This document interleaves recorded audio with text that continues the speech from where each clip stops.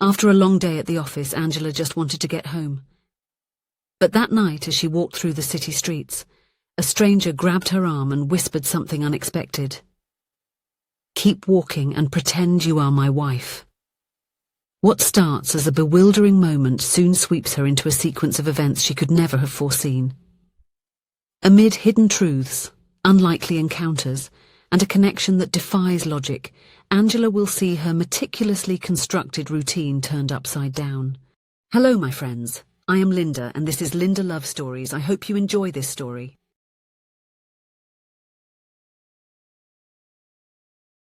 The clock in the corner of Angela's computer screen read 9:47 p.m.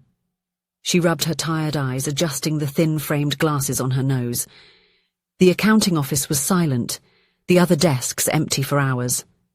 With no family commitments, it was always Angela who stayed behind to resolve last-minute issues. "Another report completed," she murmured to herself, organizing the pile of papers in the worn brown folder. The tips of her fingers were rough from handling documents, and an annoying pain had settled at the base of her spine after hours of sitting in the same position. As she closed the office, Angela looked up at the night sky. The stars were hidden by the city's light pollution, but the full moon shone majestically. The air was pleasantly warm for a Friday night. At the taxi stand, after waiting for more than half an hour in vain, she made an impulsive decision. "A walk won't do me any harm," she thought, adjusting the strap of the bag on her shoulder and holding the document folder firmly against her chest. At 32, Angela considered herself in good shape, despite her sedentary routine. A 45-minute walk would even be welcome after a whole day sitting down. The downtown streets were lively. Restaurants with tables on the sidewalks housed couples holding hands.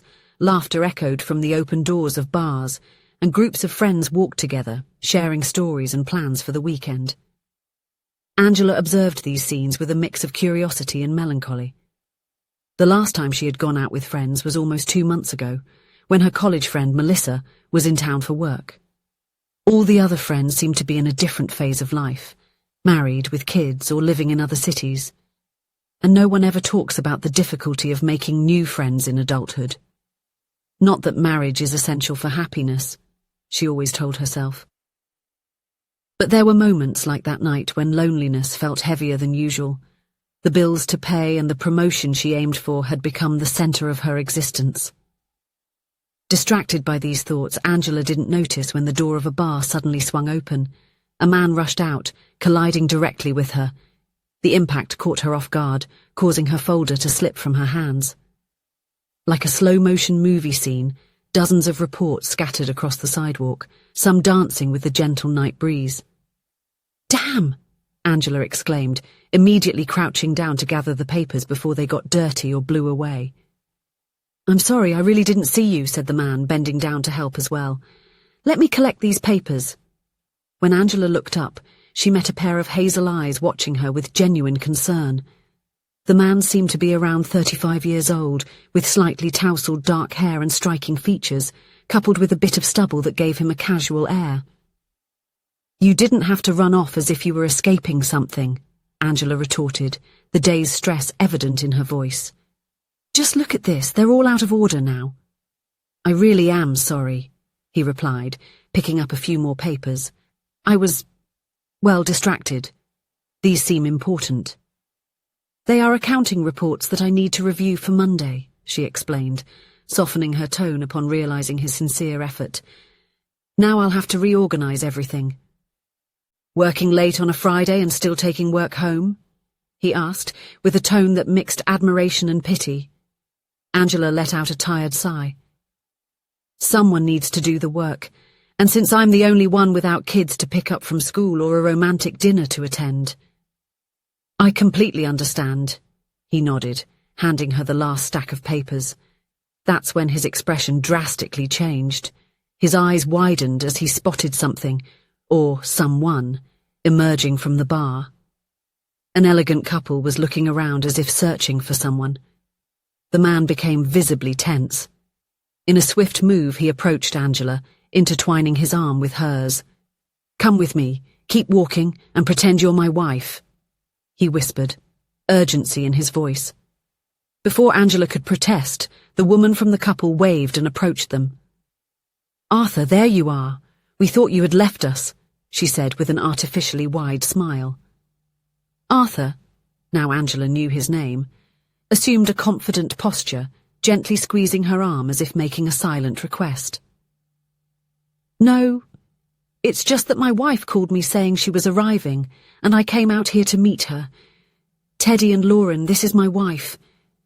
There was a momentary pause, and Angela felt the weight of the three's expectant gaze on her. For a second, she considered unravelling that facade, but something inside her, perhaps the monotony of her routine, perhaps the desire for an adventure, made her play along. "Angela, my name is Angela," she said with a convincing smile. "Nice to meet you, Teddy and Lauren."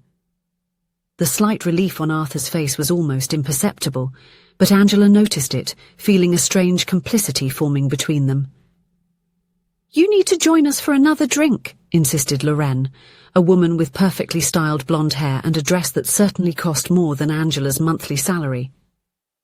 "We didn't want to intrude," Arthur began, but Teddy, a tall man with broad shoulders, was already leading them back inside the bar. "We insist. We can hardly believe Arthur finally got married. We need to meet the woman who managed to tame our eternal bachelor." The bar was cosy, with dim lighting and dark wooden tables. Soon they were seated in a booth with drinks in front of them. Angela opted for a glass of red wine, while Arthur ordered a whiskey. "So, how did you two meet?" Lauren asked, leaning forward, her eyes shining with curiosity. Angela and Arthur exchanged a quick glance and she decided to take the lead.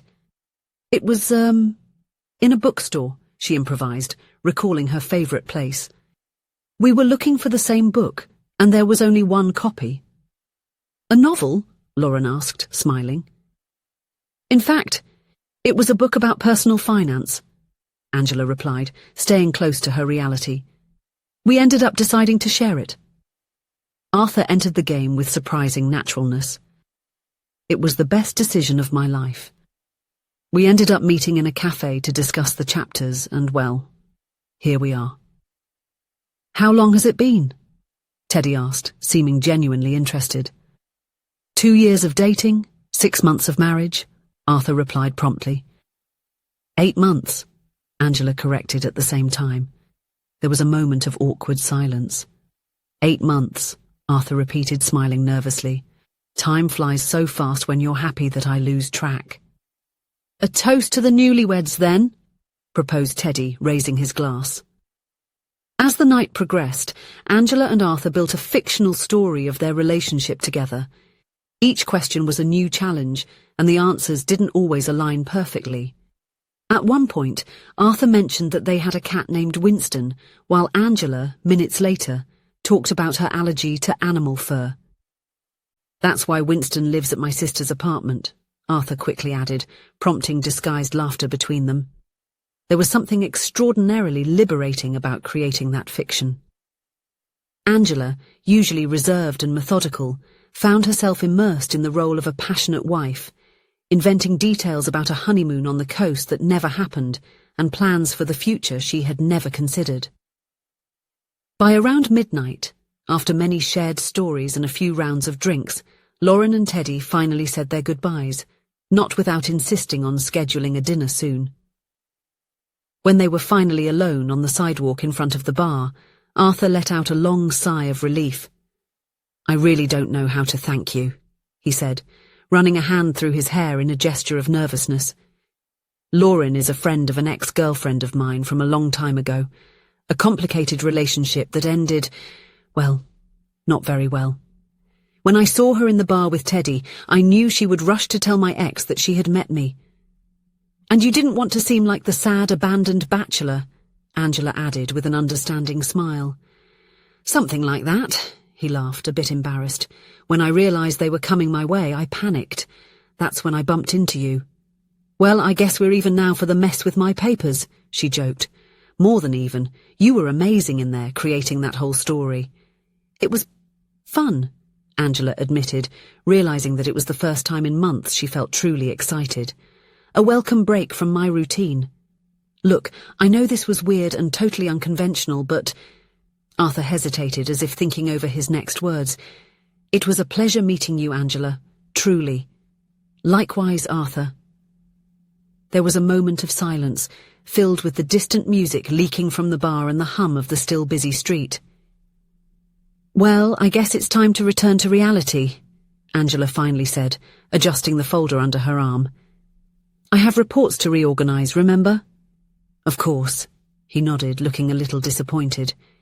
Can I at least call a taxi for you? There's no need. I live relatively close by. They said goodbye with a slightly prolonged handshake and an awkward smile. Angela watched Arthur walk away before heading her own way, with an odd feeling that something significant had just happened in her life. The following Monday, the accounting office was as bustling as ever. Angela had spent the weekend reorganizing reports and getting ahead on work, but her mind occasionally wandered to the unusual evening she had experienced.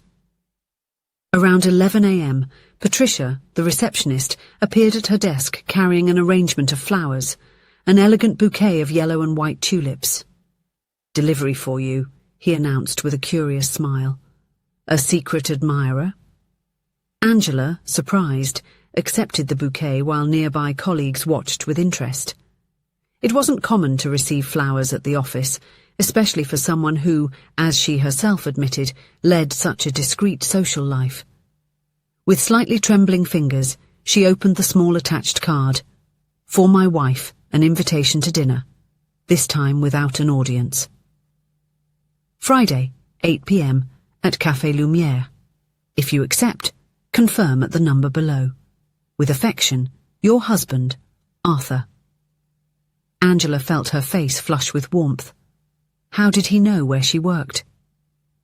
Then she remembered that during the conversation with Lauren and Teddy, she had mentioned the name of the accounting firm. And so, aren't you going to tell us who it is? Asked Denise, a colleague who had approached curious. A friend, Angela replied vaguely, putting the card back in the drawer but unable to hide her smile.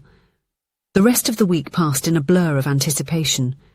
Angela, who had always been meticulous in her decisions, found herself buying a new dress and reconsidering her haircut, small changes that reflected something awakening within her.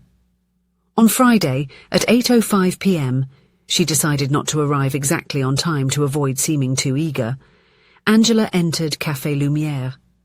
The place was cosy, with exposed brick walls and small hanging lamps that created a warm atmosphere. Arthur was already there at a table in the back, and stood up when he saw her. He was wearing a dark blue shirt that highlighted his eyes, and he seemed equally nervous and excited.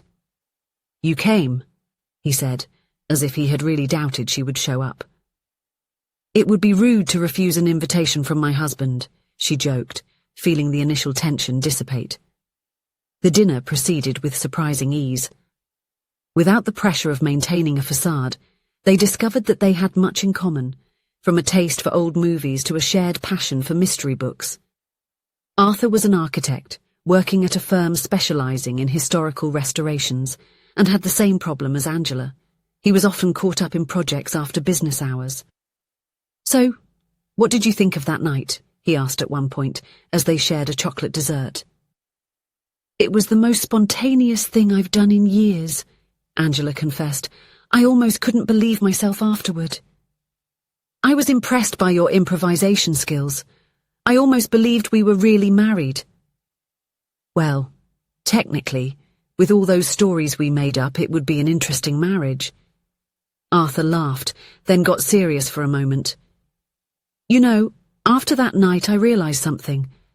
My life was predictable. Safe, stable, but without surprises.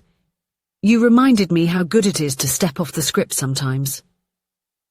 I completely understand, Angela agreed.